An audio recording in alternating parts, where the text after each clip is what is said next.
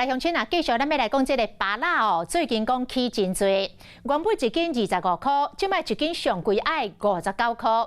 讲上主要是为8月初开始，一个搁一个这个风台外围的环流落大雨，致使芭乐落果伤严重，产量变少，所以价销就涨悬咯。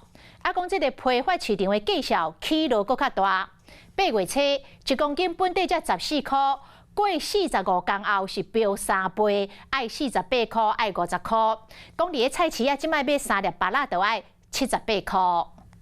78。去菜市啊买芭乐，一袋讲3粒就78，含顶个月比贵真济。顶个月上少25尔，迄阵大出。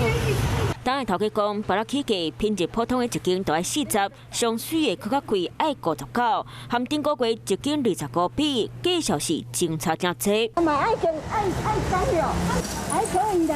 乌巴桑妈妈想要食芭乐，都唔敢买伤济。根据批发市场行情价，7月初2芭乐平均成交价1公斤21.69块。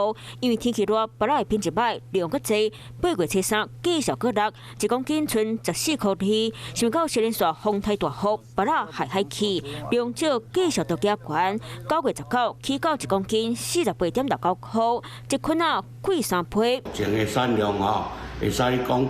减进前减差不多上无，剩差不多有2成尔。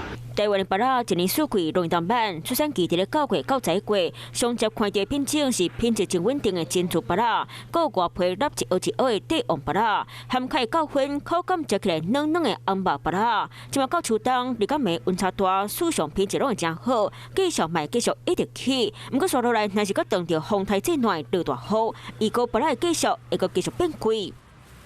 Hello， 大家好，我是林文。想要抢先掌握最及时的新闻资讯吗？赶快订阅、按赞、开启小铃铛，锁定华视新闻的 YouTube 频道。